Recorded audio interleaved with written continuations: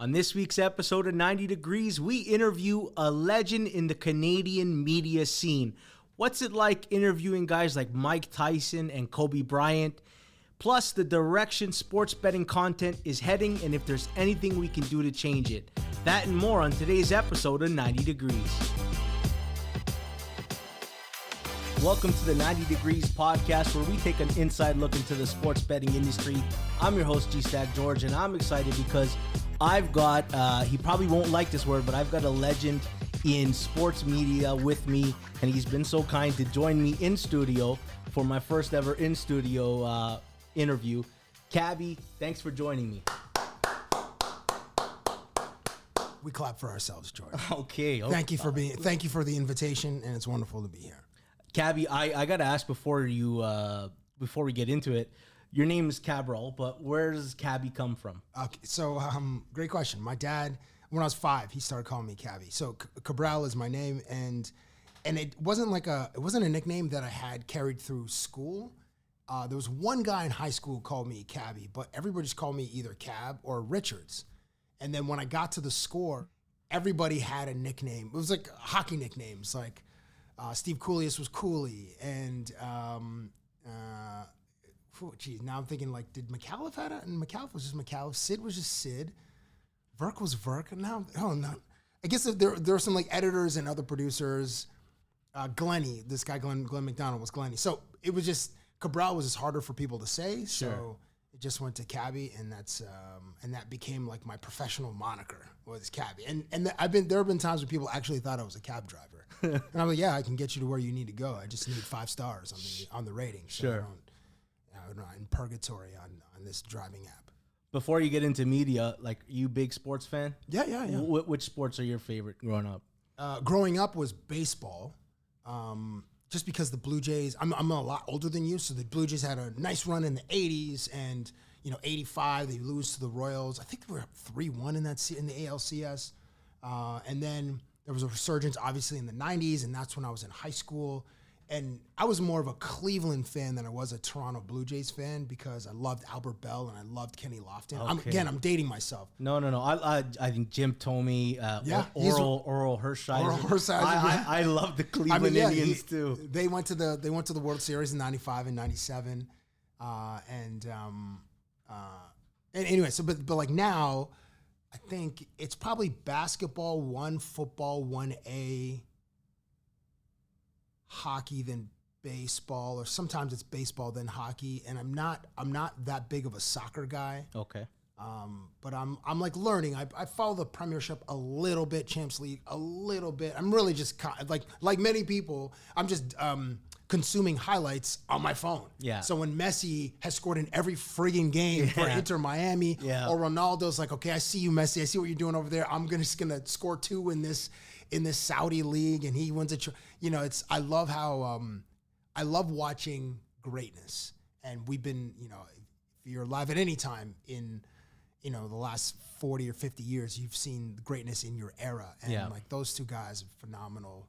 They're icons in their sport, and but I need to like, Messi is in the MLS, so I really have no excuse not to start following MLS a little more. I did when TFC had a nice run in like the Josie Altidore era. Yeah. And they won an MLS Cup in 2017, I think. I think it was. They had the rematch against Seattle. And that's right. Because they lost the first one 1-0, and then I think they won the second one 2-0, maybe, or 2-1. But so I need to follow more. What are yours? Love football. Yeah, okay. And I'm gonna like NFL or college? NFL. Oh yeah. Okay, so I love all sports, but if you said to me, you got 2 choices. Button 1, football exists and every other sport disappears. Or button 2, every other sport lives but football disappears. I wouldn't even blink twice. It's just button 1. Bye to everybody else. Football is king. I love it. Now, can you watch spring football though? Like, have you given the XFL a chance? I love the XFL. Now, you do? I'm a wrestling fan, so I'm like, I almost feel obligated to support the XFL. Got it. I don't like USFL. I don't love college, and part of that is because you don't love college football? No, I watch it, but I don't love it like I love NFL. Like the NFL, there's not a day that goes by where I don't think about football. Wow. Not a day. 365 days a year. I'm always thinking football. Wow, that's your ting, man. Wow, that's. I don't think I've ever heard anybody say that before, but salute to you. I mean, other than guys in the NFL probably don't think about football every single day. Football's my soulmate. That's how close. That's your girl. Okay, I got you. Okay, did you know you wanted to get into sports when you were younger? No, I wanted to be Will Smith. I wanted to be Denzel Washington, and I obviously do not have the talent of those two legendary actors. So they're like, I didn't even know you could get on TV. Even though I was watching TV, but there was like no route for me to be on television or to work in media. I didn't even know what media was. And it wasn't until high school there was a guidance counselor. Now I'm trying to remember if it was like a classmate of mine or a guidance counselor that said, you should think about Ryerson's TV program. And I don't even know if Ryerson was even on my radar. My parents went to U of T, both of them, and that's where they met. I didn't even know Ryerson existed.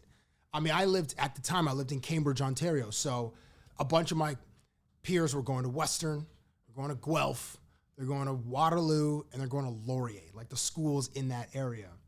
But I'm from Toronto. I moved to Cambridge when I was 12. And even in Toronto, it was just like U of T and York. Sure. Those are the two schools. Anyway, so when I got to Ryerson, then I noticed like, oh, there is a path to be on television. And I got lucky. There was a guy at school who one day saw myself and Adnan Verk in the hallways, like, give me your resumes. I'm working at this place called Headline Sports, and they need interns. And I was like, you know what? I'm in a television program. I should probably get an internship. Yeah. And then luckily I did, and then that was the beginning of my career. Did you end up finishing school? Or I did not. No, I did not. I only did 3 years. And then I was like, I'm going to go try to be an actor. And it's such a bad decision because I probably did maybe 12 commercials, like a couple Tim Hortons, and I'm always eating the food in the commercials. And like when you're shooting the commercials, they're like, all right, you don't have to eat the whole thing. I heard it takes like 20, 30 takes sometimes. Yeah, but I was like, I'm hungry, and I always get like either a bowl of chili. I got a bowl of chili, like a turkey sandwich, and I'm eating the friggin' thing, and they're like, yeah, you can just. It's so wasteful. You take one bite, and there's literally a bucket beside you. You can spit out the thing and throw it in the bucket. But I'm like, I'm not going to waste. Listen, I'm from Caribbean. Like, my parents are immigrants. Yeah. We're not wasting any food. No, we don't do that. No, we don't. So, anyway, so I was doing some commercials, and I had, like, small parts in TV movies and random movie of the weeks that would shoot in Toronto to be, like, the fake Chicago or fake New York. Yeah. When I started Cabbie on the Street, it was my pursuit of doing something creative on a regular basis, a regular cadence. So once a week, these streeter segments would appear on the score, and that's where all my creative energy was going to. While I was auditioning, you get a few pages of dialogue you got to remember for tomorrow at 2:45. I'm just like, oh my gosh, auditioning's the worst. Mm-hmm. And like memorizing, 2 pages isn't too bad. Sometimes you get like 6 pages of dialogue, and you have to remember the other person's dialogue just so you could follow along. I remember hearing the story where Sam Jackson, it was a table read. Quentin Tarantino is doing a table read for Pulp Fiction. And actually I heard the story from a guy named Robert Forster, who was in the movie Jackie Brown, so after Pulp Fiction.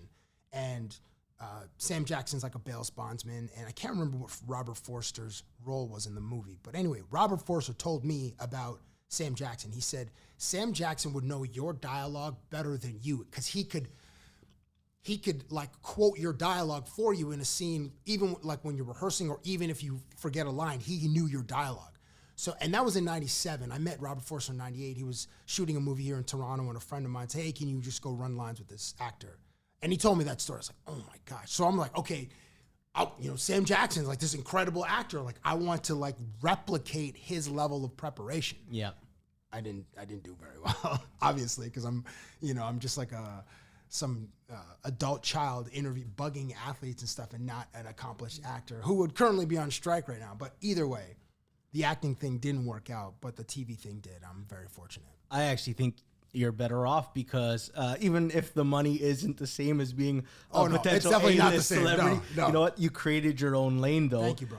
Streeters, I got a confession to make because my first gig in media was for News Talk 1010, and they had a segment where they'd have a doctor on, and I had to ask people, give me a medical question for the doctor. Okay. But I was too shy, so I would get friends and family I've done that before too. Okay, because I could never do streeters. I was just too shy to go up to a group of people and say, hey, I work for a radio station. I need to record you. It's not easy, bro. Like just approaching strangers in general, then asking for their time. And then like, I'm a bigger guy. So like, I was kind of going with a smile. So I'm not like threatening at all. Yeah. And there's so much rejection, bro.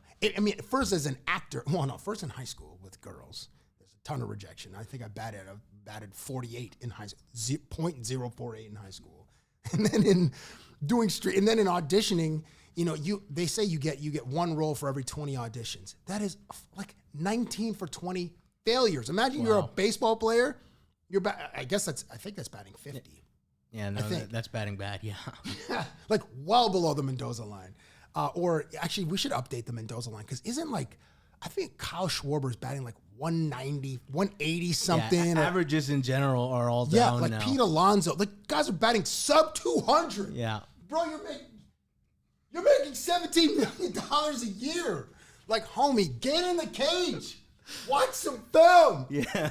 I'm saying that in jest because pitchers are out here. Adolis Chapman's out here throwing 102. Yeah, they all I remember when Chapman was the first guy to throw that heat. Yeah. And now it's every team has two relievers that throw 100 plus. That is insane. And then some guys, their slider, Gossman's got his, not his slider, Gossman's his splitter, and not too many guys throw splitter. Him and Otani throw splitter. Like, the movement is just gross. So anyway, what was I? Oh yeah, streeters. Not easy. So, we would go out for like a couple of hours to try to get like 8 to 10 really like great sound bites. And then the final video might be 3 minutes or something like that. So most of the crap is like left on the editing floor, but it's hard, man. And I was doing streeters in 2001. So it was like myself, my man B, Brian Roy, my camera guy, my man D joined like 6 months later. And then we would just go to I would go to a lot of schools. So Humber, Ryerson, York, U of T, just try and find people my own age that I felt like comfortable talking to. And then also the Scores audience was like super young at the time. It was like just basically college kids and young professionals because it was basically people that loved fantasy and just diehard sports fans because we had like so many stats on the graphic. And gambling. Oh, gambling too. Yeah, I guess when did Bet365? Oh, it wasn't legally gambling. Well, yeah, it was a gray market. Yeah, some gray market stuff. Yes. But Bet365, I remember getting an account in, like the mid 2000s when they were Bowmans. No, I think it was still branded Bet365. They just turned because I think Bet365 originally was Bowman's. Oh, okay, but before my time, actually the Score. You know what's funny you say about it? Like we were. At the Score and Tim McAuliffe and I, who's one of my colleagues, also a colleague at Sportsnet, but we've said many times, like in conversations where we're just having wings somewhere, that like we'll never replicate the work culture of the Score because there were like 200 people I think worked for the network, but the producers, editors on air, there was like maybe 100 of us. Everybody was between like 20 and 30, and we were in so many pools. Yeah. And we used to talk so much to each other, like real vile, like just cancelable friggin' dialogue to each other's faces. And then we would play fight. Like it was basically an extension of the locker room. But then we were like a sports network and it was awesome. It was awesome. But yeah, gambling for sure. There only a few guys had like bookies at the time, but we were mostly into fantasy in, the 2000s. Yeah, one or two guys had actual bookies. And then when 365 came around, I think a few guys got accounts. Yeah. Hey, wanted to talk to you about Pinnacle. Pinnacle is the world's sharpest sports book. Find out what professional bettors have known for decades. Pinnacle is where the best bettors play. Everyday competitive odds. Bet smart. Bet Pinnacle. Must be 18 plus in Ontario. Not available in the U.S. Please play responsibly. Now back to the rest of the show. Yeah, it was a game changer. When's the first time you get off the street and you go, here's an athlete to interview? Do you remember who your first athlete interview was? Yes, it was. I was doing Cabin on the Street. It was in 2002. I believe it was Wade Belak. Oh, yeah. God rest his soul. I was doing a bit about pregame meals. Like, it was so, like, I wasn't doing open heart surgery. Like, it was just a real basic-ish. Wade Belak was in it. Darcy Tucker. on the Raptors, Mo Pete, Jerome Williams, and I think I had like the Charlotte Hornets were in town, so I got like Baron Davis, and Baron Davis said he eats pork. I'm like, you eat pork, bro? There's a weird thing with, not weird, but like some people in like, some black people don't eat pork, and some people do, depending on where you're from in the United States. But in the Caribbean, pork's not really a thing. But anyway, I think that was Wade Belak, I believe, was the first, and that was like April of 2002. And then Vince Carter did a charity basketball game, and this is at the height of Vince Carter like fandom in 2002, and he had like a bunch of his Carolina team, like Antoine Jameson came, and a few other like high flyers. Not that Jameson was a high flyer, but they came. It was during Caravana weekend. It sold out the Air Canada Center, and I did some interviews there. And it like here, I always want to try to make the athletes laugh, and that was like how I felt like I got a W in the interview. And the guys were playful. It was the summertime, so I got some great feedback and some great clips.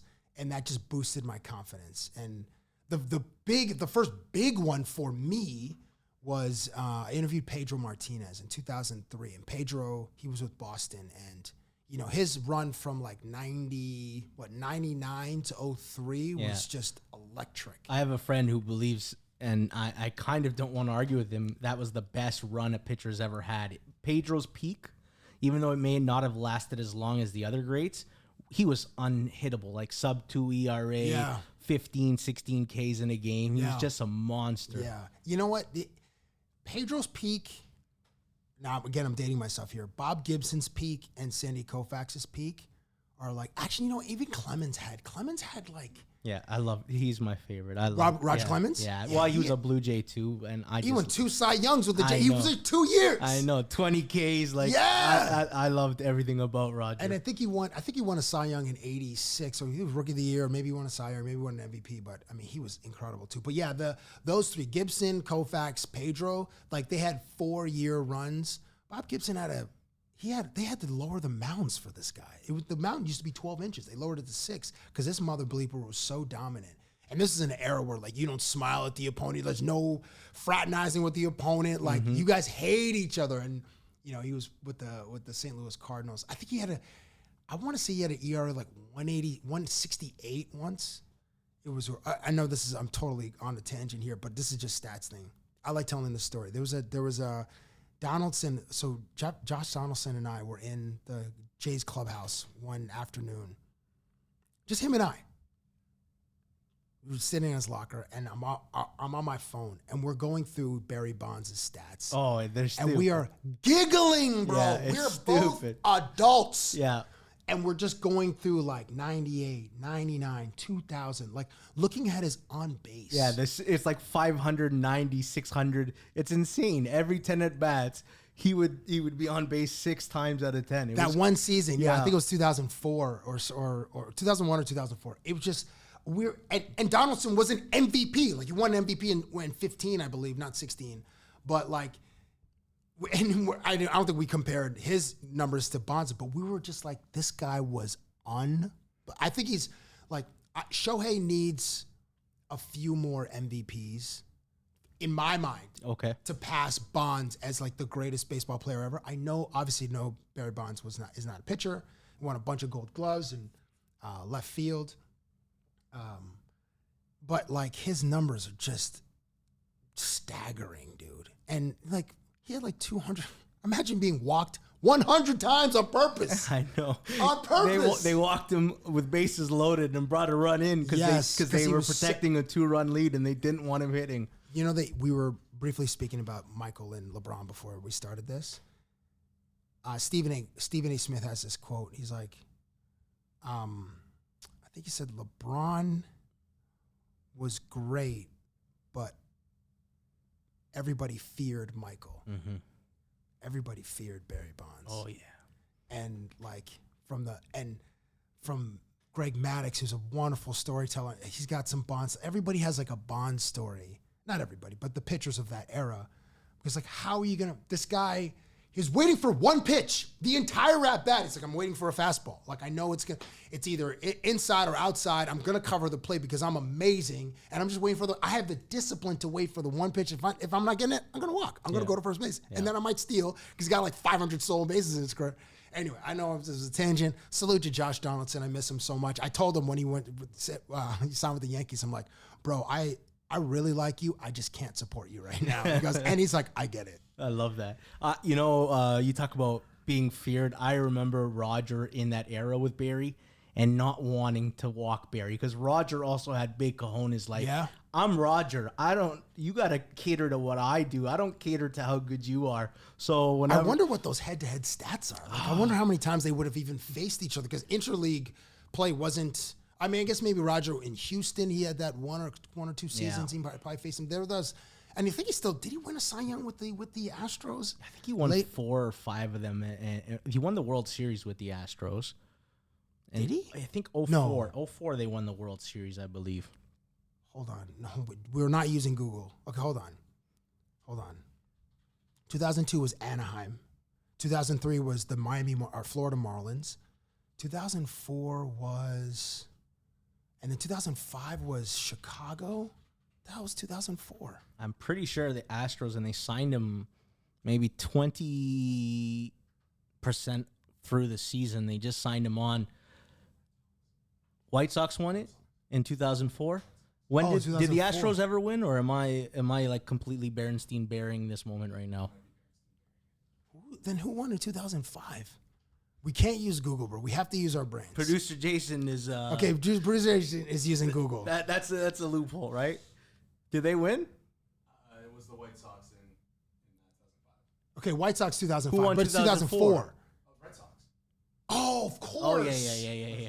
The comeback. Oh my gosh, the greatest comeback in the history of the sport, down 3-0. I went to that ALCS and it was awesome. did some real flagrant ish. I had a friend who was like a finance guy in Boston, and I saw games 3, 4, and 5. Game 5, Poppy. I think he singles to right field or doubles to right field, and that brings in the winning run, and then so Boston's back in the series 3-2. Yeah. Man, we were in a suite. I was throwing like empty bottles, empty cans of beer down to I was just real flagrant. Like I deserve a punch in the face for that behavior at some point in the future. I hope I don't get it, but I deserve it. Next time somebody does something to you, you're like, you know what? That's karma. It came back 20 years later. You interview different athletes, and I find in an interview, you've got to find some rapport somewhere fast. Otherwise, the interview can go bad. It's not easy, and you probably know this as an interviewer. So people who have the same co-host and they can chat it up, there's comfort there, whereas I've got a new dance partner every episode, and I've got to learn what their vibe is. I got to match it and got to make an interview that they haven't done 20 times over, because you get interviewed so many times, eventually the questions will repeat themselves. Did you ever have an interview that just went, you know what, I didn't have chemistry with this guy, it didn't go well? Yes. You don't have to name the name. I'll try to think of one. No, that the interview was just like terrible. Maybe something that didn't make air, or maybe it did make air and you had to edit it your best.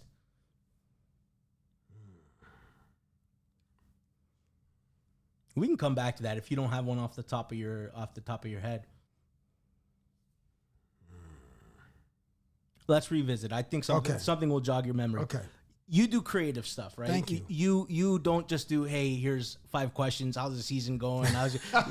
Right? Correct. And I listened to Mr. Beast on a podcast, and he spoke about his process.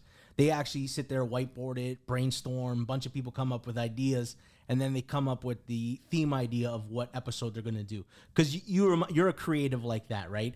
Your interview is not an interview. It's an experience. Thanks, man. Thanks. What was your process? Like, when do you start getting creative? Like, because you've done some crazy shit over the years. Thanks, bro. How do you formulate your ideas?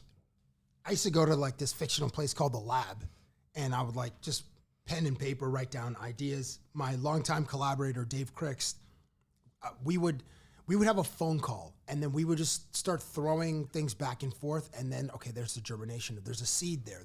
And then we would build on random things, and I always try to humanize athletes. So whatever's in the culture, whatever's in the zeitgeist, whether it's like phones or movies or food or some event, I would like use that as a foundation.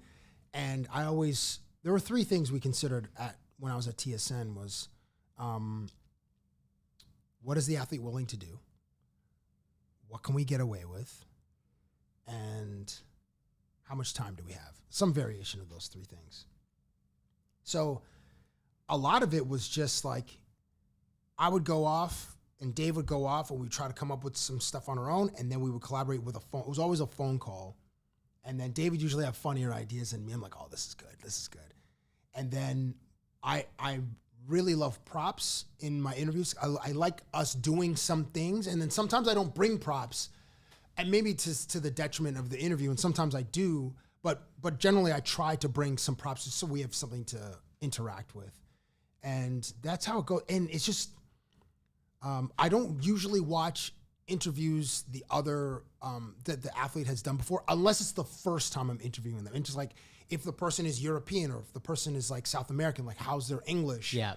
I need to know that, and just like how comfortable they're speaking. How comfortable are they speaking a second language? If I had to do an interview in French, it'd be a disaster. I would need an interpreter. Because I mean, we learned French in elementary school, but can I say anything more? Puis-je aller à la toilette? No. I forgot everything. The year after it became stopped being mandatory to take French, everything went out the head. I didn't capture anything. I wish I remembered. The easiest way to improve as a sports bettor is use multiple sports books and always get the best odds. We recommend using an odds comparison tool like BetStamp. BetStamp compares odds across every sports book for games, futures, and player props. Save time and money by clicking BetStamp before you bet. Download the app today. If you're looking to sign up to a new sportsbook account, please check out the offers available at betstamp.app/circlesoff or hit the link in the description. If you sign up through this page, it helps support the show. Now back to the episode. Man, it's like I wish. Anyway, so that's like my process. So I have, I'm not sure when this will be posted, but we're coming up on to the MLB like playoff run. Teams trying to qualify for the playoffs. So there's some players that I want to interview in like the AL West, so like Houston and Texas. So like now I'm like, okay, I've never interviewed like Marcus Semien or Kyle Tucker or Nathaniel Lowe. Never met, I've like seen these guys play, but never met them. So that now I'm like, okay, Texas is my starting point. Everything's bigger in Texas. I'm like, okay, wait, they probably spoken about that. Not going to do country music. My brain is like, all right, how do they? I would love to interview. I wish Yordan Alvarez spoke English. Sure. As his first language, because that guy's amazing. And Jose Altuve, he actually is comfortable speaking English. So like, what would I do with him? Okay, he's short. I don't want to bring up his height unless it's the size of his heart. Oh, is there something in the size of his heart? Is there something like, that meme where like there's an X-ray of a person's with the dog in the chest. with their ribs, and you see the like, okay, is there the dog? Maybe that's a starting point there. What kind of dog is he? What kind of dog does he think? So it's stupid-ish like that. I love that's that. where it kind of starts. I have to interview John Daly. Not I have to. I will be interviewing him in a couple of days. And John Daly, like I think I'm going to start the interview with, when did you fully embrace Mall Santa chic as your like your whole essence, your whole vibe? Yeah. And hopefully he smiles like you just did. And I want to make, as you say, I want to make the interview an experience, because I want to go back. I'd like to re-interview you if it goes well. Yeah. Or just have it be memorable on that day. Like, I did not expect that. And one time I interviewed Kevin Love. This is 10 years ago. And I asked him to draw a portrait of himself. And this was just like regular media availability. He was on the Minnesota Timberwolves at the time.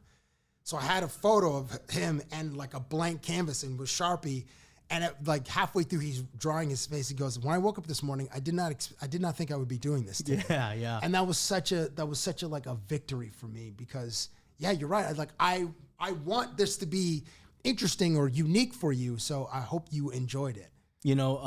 Hockey players are often like, they're considered one of the roughest interviews because they're like cliche-a-thon robots. I remember 2 interviews you did, one with Stamkos, and you're literally blindfolded. Thanks, and man. He's shooting pucks at a net and you're trying to stop him. Or I think you were speaking with the Oilers and you gave them all, here's your to-do list. I want you on a whiteboard, right? Oh, thanks. Right? Because there's a hockey interview that could be as dull as can be, and you made a memorable moment. Thanks, man. You interview Mike Tyson, and Mike Tyson, I love everything about him, like his whole aura.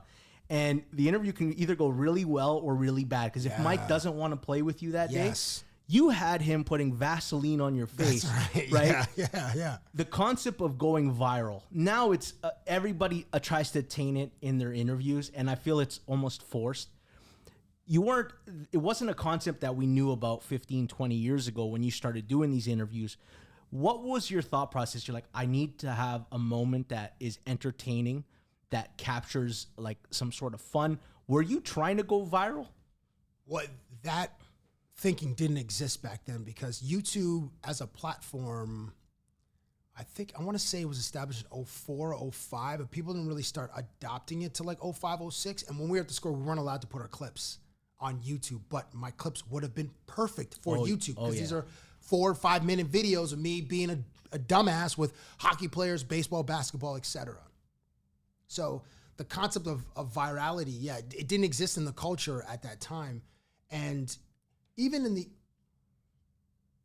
as far as like planning what we would do, there wasn't like the final, like, okay, this is the crescendo of the interview. I didn't have anything that premeditated. I'd have like 5 questions and I would allow myself a little bit of space to kind of dance, to freestyle based on what answers I would get. Now there were like the best segment I ever did was this Hockey Knobs one, and salute to Steve Ludzig who gave us the idea. I was asking players with the heavy innuendo, how do you tape your stick? How do you wrap your knob? And so just that question, like, okay, I know we're going to get some great responses. And it wasn't until like guys would click in, they're like, oh, this is what you're asking. That moment was like, it's the best in that particular video. But no, I didn't really have like it wasn't that often where I would have like one great closing question or like one question in there that like, I know this is going to be the banger. Yeah. Every once in a while it would happen, like, how do you tape your stick? One time I gave Kobe pajamas, and I'm like, for our sleepover, and I knew like the reveal of the pajamas would be pretty special because I found like these basic plaid pajamas, and Kobe obviously didn't put them on, and he wouldn't put them on because Kobe was like a serious guy. Although he let me in, he was a serious guy. But just the visual of me handing him plaid pajamas, I knew would be like a funny visual, specifically for Kobe Bryant, who was just like a no nonsense guy. Although he did like smile or whatever. I think I cut him a key for my house too. And he didn't. He never came to my house. But were you intimidated the first time that I met Kobe? Yeah. It was like we're December 05. It was a snowstorm in Toronto the night before. So we get to the Dave, myself, camera guy, and there's like a camera guy for Raptors TV. No other media was there. The Leafs had played the night before, and Toronto was obviously like a Leafs media market. So it was just like after practice, I just walked up to Cope, and I'm like, okay, here we go. And he had like this big like North Face Canada Goose jacket on, and he just looked like he didn't want to be bothered. But I'm like, I need to go speak to this dude because he's only here once. Like the Lakers only play in Toronto once, and then Toronto goes play in LA. And then I asked him about bandwagon fans, and like, what does he think about bandwagon fans? And I had a pad of paper and a Sharpie. I wanted him to draw what a bandwagon looked like. He didn't draw. He goes, I suck at art. Like, I can't. Well, years later, Colby, you did do a short documentary film. I know you didn't draw the animation, but there's drawing is in there somewhere. But Kobe was it, and it wasn't until the end when I said, hey, next time I'm in LA, like I could take a taxi there, but can I stay in your guest house? And that was the start. He's like, my guest house? I'm like, yeah, can I stay at Casa de Bryant? And he's like, all right, man, you can stay at my guest house. And then later that day, I bugged him about something else, about posters on his wall or whatever. And then I asked him for his address. And then the next time I saw him, I asked him for his phone number. And then the next time I saw him, I'm like, hey, I went to that address. It wasn't, so can I get your new address? Didn't he tell you to go to Compton, or is that another interview? Yeah. So then like the 5th time, he gave me an address and I went. It was in Compton. I was like, oh, Compton is where you live? Yeah. Because meet me in Compton. And then we ended up, it was a church that he, I think he just made up the address. Sure. We ended up going, and it's a church. I'm like, okay, yeah, I guess this would make sense for me to like be here on a Sunday morning. And we went Sunday morning too. Kobe was like, meet me at 1 a.m. I'm like, 1 a.m. in Compton? No bueno. I'll meet you at 11 a.m. in Compton because the gangsters are sleeping. Sure. Yeah.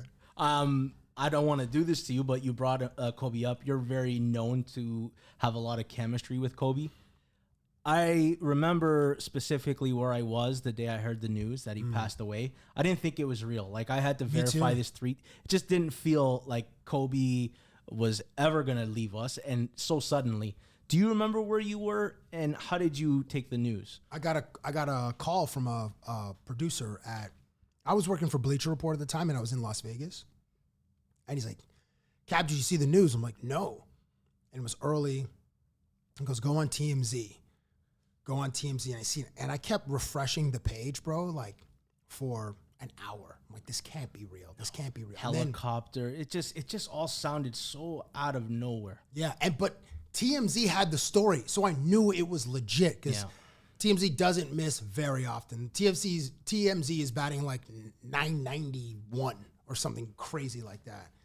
So, that's where I was. And then I was fortunate enough, like a month later, I went to his service. And it was a celebration of Kobe. It was amazing. It was Staples Center. I'm sitting across from you. To my left, I know this is an audio medium, but I'm looking in the eyes of like Tim Duncan and Tony Parker and Greg Popovich, and DeMar DeRozan was over there. To my right, there's Jay-Z, there's Beyonce, there's Michael. Across from me, like this, so like the center of the floor was like a square, and there was like a podium where people were eulogizing Kobe. Across from me is like Shaquille O'Neal, Kenny, Charles. Like it was, I mean, and like Alicia Keys performed. No, it was Beyonce opened. Christina Aguilera sung like Moonlight Sonata, I believe, or no, Ave Maria, I believe.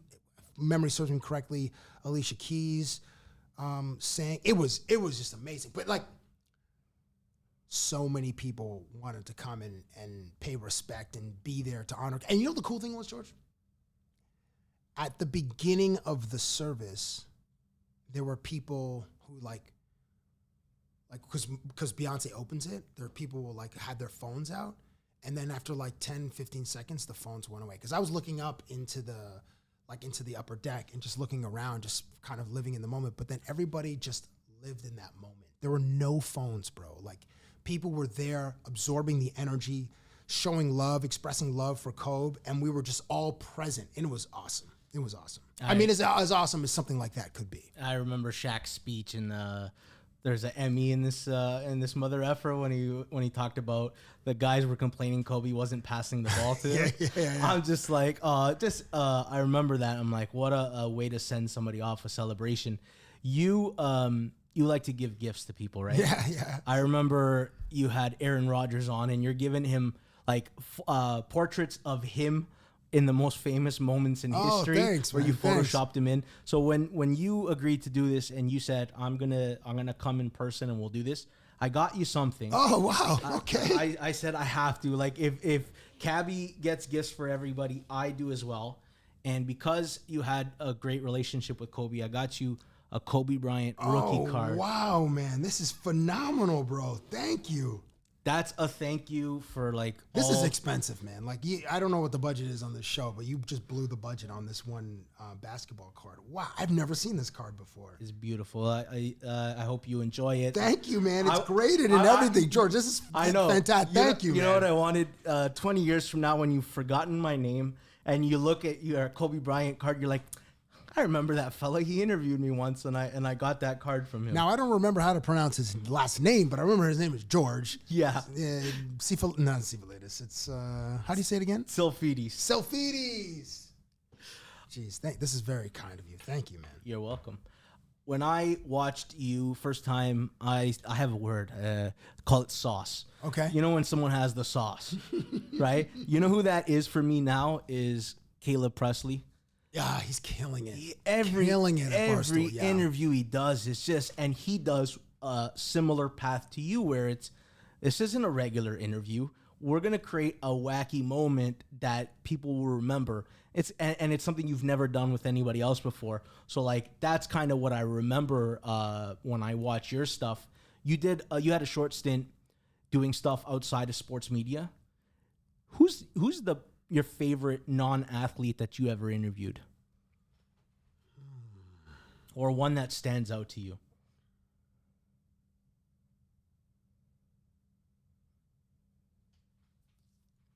You said you wanted to be like Will Smith. Was maybe Will Smith? Probably Will Ferrell. Will Ferrell.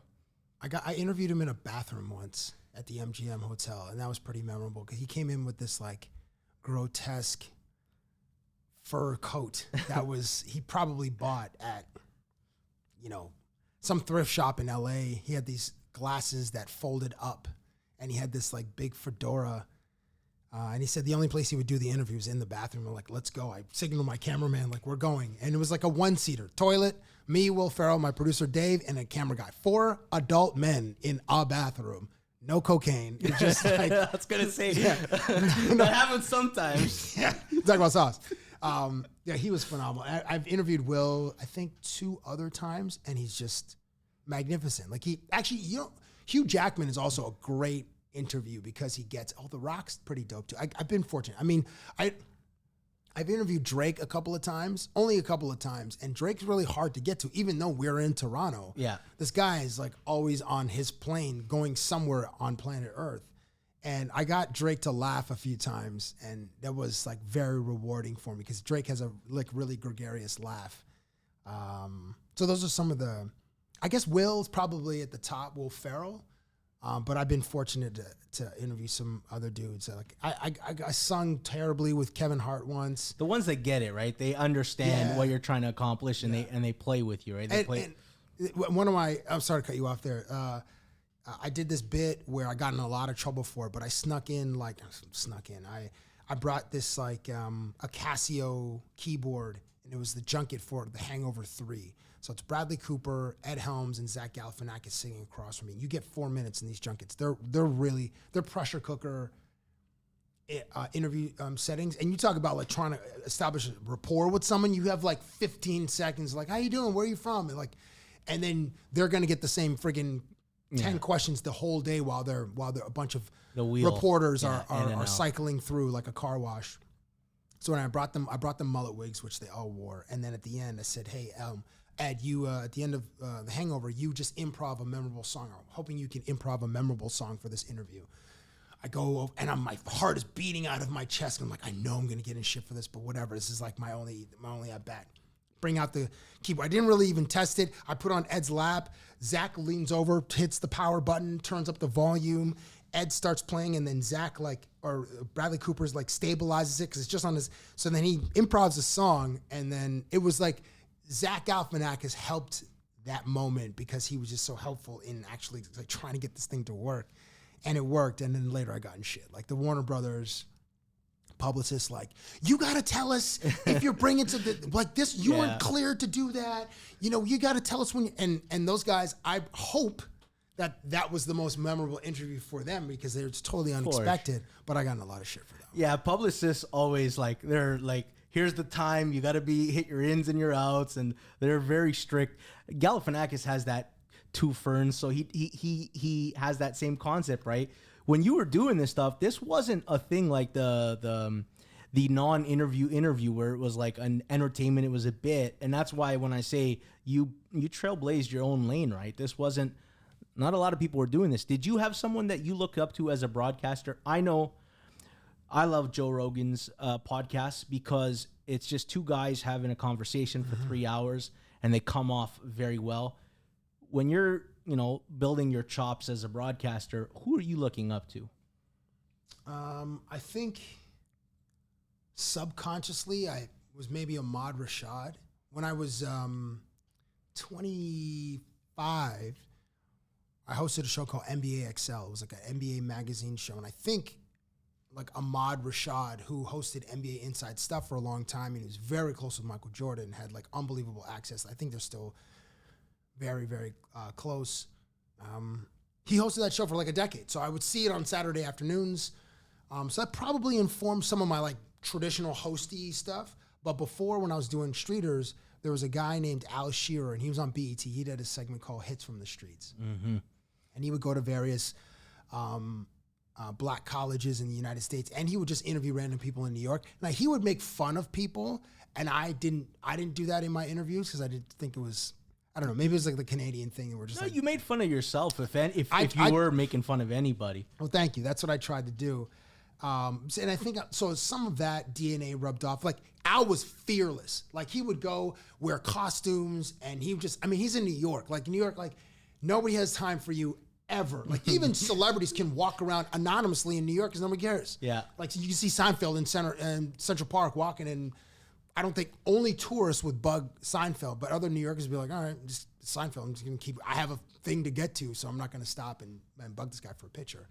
Al and Ahmad Rashad probably informed some of my TV stuff. Now you're here for a while. You're doing sports media. Yes. Opportunity comes up in Las Vegas. That's right. And you head over. First of all, like, were you nervous about like going to work and live in the States? Yes. And what was the job that you started with when you got out there? So I was with TSN at the time. I got a call on my wedding day. Hey, would you like to come down and audition for the show for Bleacher Report? I just heard Bleacher Report. I'm like, yes. But can we talk on Monday because I'm getting married today? And a lovely woman named Tara August. She's like, oh, yes, well, congratulations, of course. So we speak on Monday. Boom, I head down Wednesday to audition for a gambling show, which was going to be done out of the Caesars Palace Hotel. This is like 3 weeks before the season, get the gig, and away I go. And I just got married, too, so it caused a little bit of friction because, like... Oh, we got to move. Yeah, well, no, I went to Vegas because I had my O1 visa, but my wife, who's a chiropractor and she owns a business, she stayed in Calgary while I was in Las Vegas. So I only heard, I mean, I've been to Vegas a few times, but a friend of mine, Gary Lawless, worked for the Vegas Golden Knights. So he's like, you want to stay in Summerlin. So Summerlin is like a suburb outside of, away, like 20, 25 minutes away from the Strip. Stay in Summerlin. It's really nice. And go to the Strip when you need to. So that's what I did. And because I was the only Canadian on the team, I was new. I didn't know anybody. I was there to do like, hey, I'm in the States now. Like for so many Canadian broadcasters or entertainers, actually people in medicine, finance, like when you go work in the United States, it's like a validation of your talent. Oh, yeah. Because it's like the biggest pool in the world. And like, okay, now you're swimming in there. So I'm like, I'm not messing around. And also it's Vegas. Like it's a very slippery slope. I think I went out twice when I, like in the first season of this football show. Salute to Kelly Stewart, who was my co-host. And she was the first person that I met who was so dialed into gambling with like, she had like not spreadsheets, but she was running her own, she's running her own numbers, but what are those called when you do your own, like she was like, well, I think this line, by my numbers, the line should be 2.5, but it's 3.5. Yeah, she's modeling her own numbers. Her own models, thank you. And I was like, what the, like this is like, I play fantasy football and like I will bet maybe on the Super Bowl $10 on the coin flip, maybe $20 on the Broncos to beat, the Seattle Seahawks or get mollywopped by the Seattle Seahawks. And yeah. Broncos beat the Cam Newton, the Panthers. Yeah. Stuff like that. But it was a whole education about betting from her because then she like knew legit whales. And then there are always ideas like, oh, we should like feature a whale. And she's like, these people do not want to be on camera. They do not want to have any profile. What's the real movers, the people who can like really move lines in Vegas, they want to remain as anonymous as possible because they don't want the IRS to be like, oh, we saw you in this little video on YouTube. Like, can we check out your W-1099 or whatever it's called? So we were never able to get like one of these super influential bettors like on any kind of programs. And we were, so that's that. We worked with Chad Johnson, who was just awesome. Like he would fly to Vegas like once a month, maybe once every 3 weeks and stay for the weekend and just play video games. Like, so we had our production office was in the Caesars Palace Hotel. Our stage, we were shooting this show in the sports book at, our call time was 6 a.m. Pacific time. So I had to be there like 5:30 or 5:45. So I wasn't going out Saturday night. Our rehearsals on Saturday were at like 7 a.m. So I wasn't going out on Friday night. So my time in Vegas, I was like, I'm taking this seriously because I want to extend my career here. Yeah. And then COVID hits in like March of 2020. It shuts the city down. It was bizarre. Oh, I think everywhere, but especially a place like Vegas. Which is a hospitality town. It's the first time I'd ever walked through a casino. There were no lights on. There were no machines. There were no sound effects, no buzzes or dings. It was just quiet. I'm like, wow, this is so eerie. It felt like the movie 28 Days Later. In fact, some of the guys on the team, we would go for runs on the Las Vegas Boulevard because we could. There's no traffic. Wow. There's no cars. Every other intersection, there were like 2 or 3 cruisers that were just parked there just to make sure that, people weren't, looting or whatever. So we would run on the strip, like in the middle of the road. I mean, now Vegas is going to have an F1 race in November, so they're like they're redoing all the asphalt in the city. But we put shoes on the ground. Our rubber was meeting the road during the pandemic, and it was so cool, super friggin' hot. Like idiots, we ran at like 11:30, like the hottest time of the day in the desert, 41 degrees Celsius, like just idiots. But anyway. That part was cool. That was maybe the only cool part about the pandemic. And then everything, obviously, we're in a remote world and Vegas is finally back. Or maybe it was back like last year. But the experience working with Bleacher Report as like the culture setters for betting culture, I learned so much there because the two organizations that were really leading the culture and betting culture were Barstool and Bleacher, and we were mortal enemies. We're always thinking of ways to like include the community, build with the community, like form relationships with people who would spend time with us. And that was the very ethos of what I wanted to do back here when I was recruited to come home and to work for SportsNet. Building a content team and building a brand, like the community is so important. It might be niche, but people are out there and they want some place to come share their parlays or share them in the misery of like missing a leg like we always do. And parlays aren't the best bets. They're fun because they offer so much promise and hope, but it's not a great strategy as far as like, I mean, it's fun for entertainment, which the research we've done at Sportsnet, it's like most Canadian bettors bet for entertainment, not to make a living, make money. Whereas in the United States, which is a much more mature market, people bet there to make money. And then in England, in the UK, people, that's like their primary reason why they bet is to make money, versus on the other side of the spectrum for Canadians, it's for entertainment, social activity, social gatherings, playoffs, Super Bowl, March Madness, doing pools, that kind of stuff. So I learned so much in the 2 years that I was with Bleacher, and then I came home and tried to apply some of those learnings with Sportsnet. Okay, before we talk about what you're doing at Sportsnet, there's this big battle going on with sports betting content, right? There's the people who do it well and get a big audience are,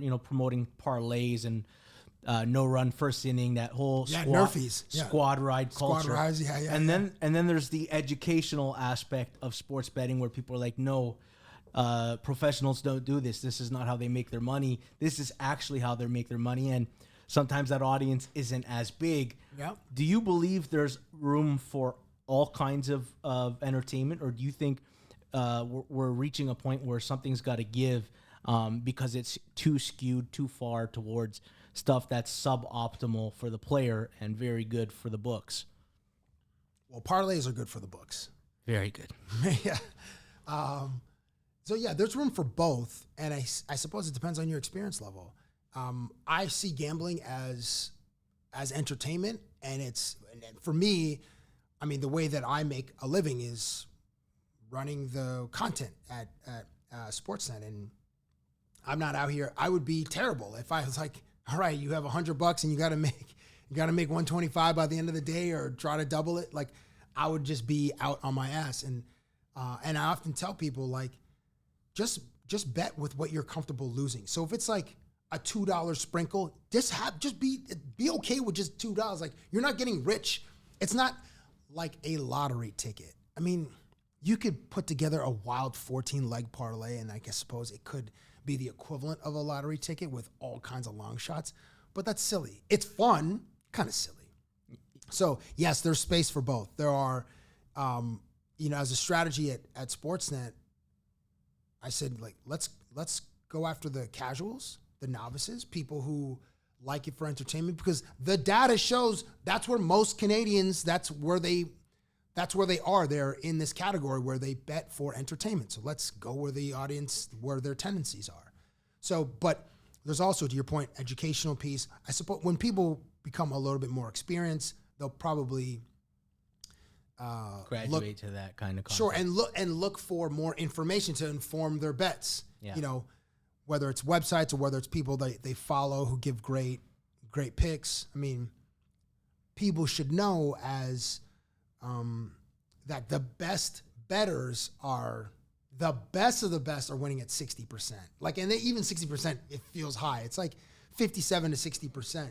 And those are the best. Like, so it's very, very difficult to make a living strictly on betting, unless you are part of a fund and, you know, like 20 people put in or whatever, and then you make like 1 or 2 bets a day. Like, that's a more disciplined way to do it. And maybe you'd have some more success. But again, we're betting on humans. We're not betting on friggin' computers. It's not Robot Wars. Yeah, it's like human beings with emotion, and there are referees, and the different shape of the ball, and the wind and the environment. Like, all those things are factors, and you know that's why we love sports. Yeah, when I come down on it, because there's some people who feel strongly one way or another on the content, and like, you're betting on probabilities of an outcome versus what the price is of that outcome or the implied price, and finding the discrepancies. But I don't gatekeep content. To me, as long as you don't misrepresent yourself, talk about yourself as you are a winning bettor and professional, and misleading people with information that is suboptimal. Like Vegas Dave. Yeah, he's the big one, and he does it to sell picks, right? Yeah. So that's part of it. So I don't gatekeep the content. You get an opportunity in Canada. You said Sportsnet, an opportunity presents itself. You're the executive producer for betting content at Sportsnet. Did you get the job before you left Vegas, or did you come back to Canada and then seek out a role like that? No, while I was in Vegas, there were some conversations that happened, and then it was what pulled me back to Canada from Vegas, because the opportunity was, you build something fresh from the ground up, you have this new title, and then you can really chart the vision of what this is going to be. And I was like, that's pretty exciting. So that's what brought me back. There's been some changes in the marketplace, and we're still waiting for like the AGLC? ACGO, AGLC, I think it's in Alberta, but AGC, to decide, like, can entertainers, athletes be in commercials? And, you know, part of the rollout strategy, I think, was a miss for all of us in media. It was just like the audience really rejected the saturation of betting commercials on TV, and we were responsible for that too. You know, and that, I believe, was if we look back on that in like, I was gonna say in 5 years, but like, no, right now we're like, we should have like dialed that down a bit, so it was more of an easier transition. But you know, it happened, and so sports fans are like, the audience is kind of split in half. Like, there are sports fans that reject gambling, and then there are sports fans that have an interest in gambling or actually gamble. It's like 50-50. So our strategies had to change about like how we present betting content to the masses, to like a sports audience. So we're not doing like educational pieces where, hey, this is what a parlay means, this is what plus money is. There's a little bit of like, so on Hockey Night in Canada, I have these little integrations where I'll have like a 2-minute bit in the pregame show, and then like a little 1-minute intermission hit. And there are times I'll explain, well, -135 means you have to bet $1.35 to win $1, just so that, I mean, there are people in the audience who don't know what the plus and the minus means, and we use the American odds because that's just what we see in American sports. Yeah, we don't do like the decimal thing. So that is like the small educational piece, but generally we try to present it as like, this is great, this is information for you. We're not saying you should bet, but it's information for you. Hopefully it's good information, and this can inform your bets if you choose to do so, and it's totally up to you. We're not like, use this code, and oh no, you know what? I do say there's a code to download the app. So we're not forcing like, all right, this promo code will give you like $25 when you sign up. We don't do any of that kind of stuff. Okay, you talked about the overlap and infusing it into the broadcast, but there are some members of the audience that hate it. Yeah, of course. Do you see a role where you can properly integrate it, or do you think it needs to have its own broadcast? Here's the gambling broadcast. No, it needs to be in both. It needs to be. It's not mainstream yet, but it's always going to be a part of the conversation. Just because like it's been a part of the conversation for like Jimmy the Greek was doing betting hits on like we're open about it now. We used to pretend it didn't exist, right? But it like there's a reason why Monday Night Football has 20 million viewers when it's the two worst teams in football playing, and it's not that people love those teams; it's people have money on that game. Yeah, the Houston Texans versus the Atlanta Falcons. Like that's on the schedule for a reason. But listen, whenever the audience will just become used to the gambling integrations because they're seeing ads in the arenas, on the boards, in the, on, maybe not in football, maybe in the stadiums, but not on the field, obviously, because there are no ads on the fields in the NFL. But in basketball games, you'll see ads on some virtual on the court or whatever. I think Ted Leonsis was the first owner, and he is the owner of the Washington Capitals, the Washington Mystics, the Washington Wizards. He opened a sports book in the Capital One Center in Washington, D.C., and he's another guy, and this is separate, but he just sold like a 5 or 10% piece of like that ownership group to like the Saudi foreign investment or like a foreign, I believe it's a Middle Eastern foreign investment fund. So like I know that's another Pandora's box, but as far as gambling goes, it's just going to be more mainstream. And ESPN Bet having this deal with Penn is obviously a game changer. Like ESPN is now an operator, and they just got a $150 million infusion of capital for the next 10 years through Penn. And that's really going to be, ESPN, the E in ESPN is entertainment. They're going to make a lot of content, too, to drive people to the sports book. Okay, so here's my question with broadcast, because here's where I think there's a disconnect. When you have your normal panelists talk about betting, and even if they have experience betting, they may not have a particular expertise. Whereas if you have a show and you want a coach's perspective on something, you bring on a former coach. Sure. Otherwise, like somebody who's never coached telling you about a coach's perspective, there's a disconnect there, right? So with sports betting, it's when the reporter whose job is to report on the game is also telling you about the sports betting, as opposed to... Has that happened yet, though? It happens too often where it's like you'll watch like former NFL players talking about their betting analysis. But and it's in the broadcast? Yeah, like the pregame show and stuff. Not the actual like while the game is being broadcast. But in the pregame show. In the pregame show, whereas you might have a little bit more credibility, or people might be more willing to listen if it's somebody who's a proven winner who understands the gambling aspect and can speak to terms of how the market's moving, not just, hey, this team is better, therefore bet this, because that's not how sports betting works. I don't want to name names or anything, and it's not this kind of interview, but I think that's the disconnect, where if you're given a coaching perspective or a ex-player's perspective, you bring on an expert in the field or someone who's done it. And when you're talking about gambling, using it as a throwaway, like the 4 commentators on the panel are also just doing, hey, bet this just because, I think that's where that's where people are put off. You almost have... Who do you think's put off by that? 2 segments of the audience. The one that doesn't care about sports betting, but also the ones who want to be successful at sports betting. Telling me your picks just because, and I don't know, like if there was a big coaching situation and Sean Payton fights with Nathaniel Hackett, calls him out, basically says you're the reason Russell Wilson sucked. Yeah. And you're discussing it on a show. Do you want a random person's perspective, or do you want somebody like Rex Ryan, who's been in a coaching circle, to say all the reasons why that wasn't appropriate or why he shouldn't do it as a viewer? In that case, I'd want to hear from someone on Denver, or someone on the Jets, or even someone with Green Bay, where Nathaniel Hackett was he was the quarterback's coach, I think, or sure.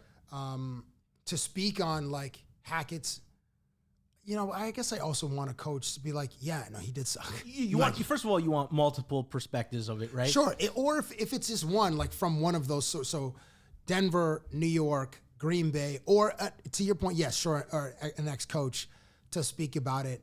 But so I guess, so that's one segment a year.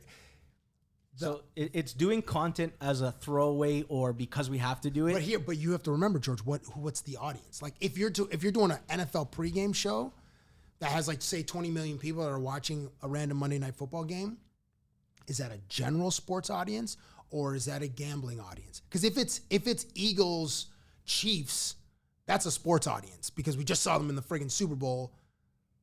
But if it's, I don't know, let me try to think. If it's Browns Panthers and Baker Mayfield isn't on either team, then maybe it's people who just are diehard football fans like yourself who would hit button A. And maybe some I guess if you ever did a bit, right, or an interview, who is the audience, I guess, is like the bigger question. But you would never treat anything like a throwaway, right? You wouldn't do a bit just for the sake of, hey, let's just do this bit. You have to believe in it, right? And believe that there's some entertainment value. So, okay, it's great that you said entertainment value. So the panel, if it's like Randy Moss, Steve Young, Sam Ponder, and Trent Dilfer on a pregame show, and like, yeah, these are our player props. Like, if I'm just a casual or a novice, I'm like, oh, okay, that's confirmation bias. I'd want like, oh, okay, I don't know if it's Alan Lazard over 59 and a half receiving yards. Like, and Randy Moss, like, yeah, I'm taking the over. And I'm like, oh, it's Randy Moss. Like, this guy, he's a Hall of Famer. So it might be a throwaway to you, George, because you have a lot of experience. But if you're just a casual, then that could be like, I'm going to ride with Randy Moss because he knows the game better than I ever will.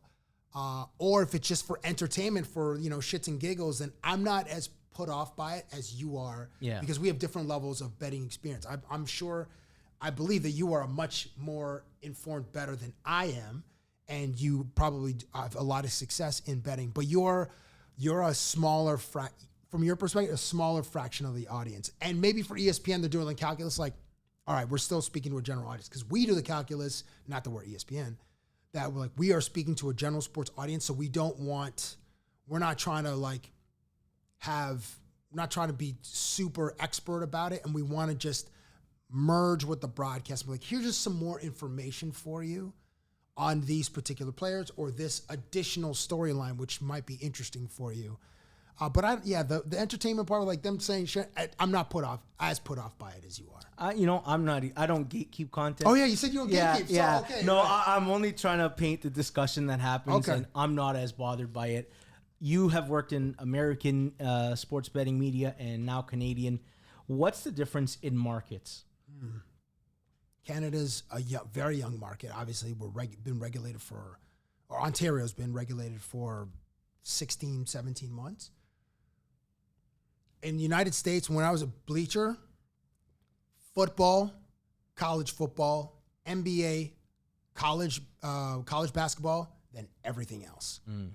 Nothing else moved. The only players that would move the needle in betting was if Tiger was in a major, Serena sometimes was in a major, and then like a huge prize fight. Deontay Wilder, Tyson Fury, like that moves the needle, or if Floyd Mayweather fights, or Conor McGregor, he moved the needle. Yeah.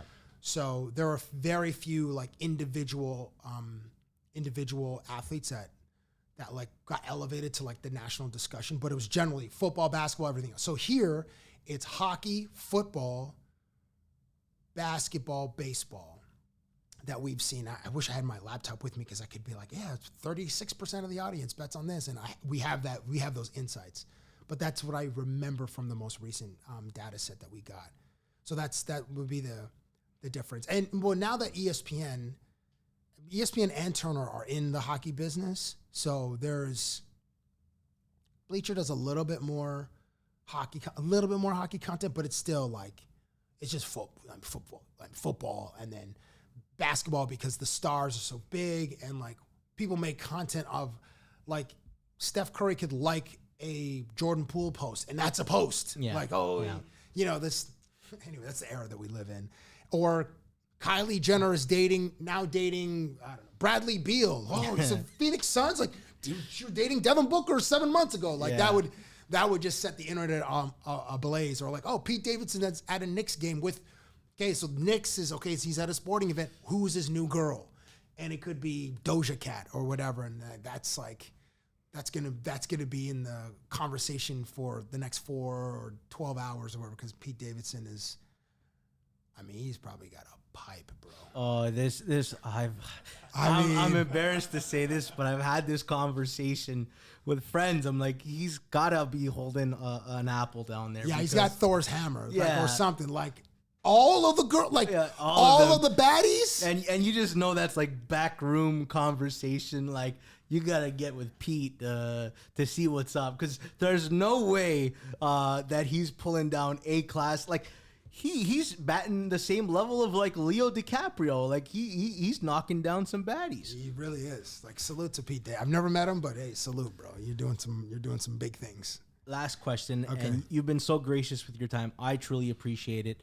There's the great life paradox of like, you have a lot of energy when you're young, but you don't have a wealth of knowledge. As you get older, you have a wealth of knowledge, but now you no longer have your youth. You've been at this for 20 years and you've learned and seen a lot. You've learned the ropes. What's something you wish you knew as a young broadcaster, that you now know, that you think could have helped your career in a different way?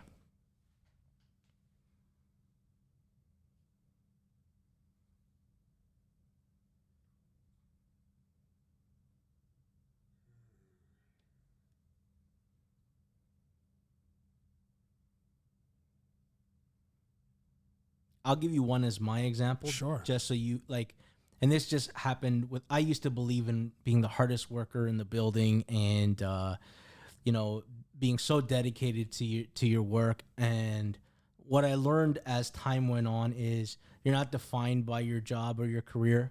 You're defined by the relationships you have with people in life.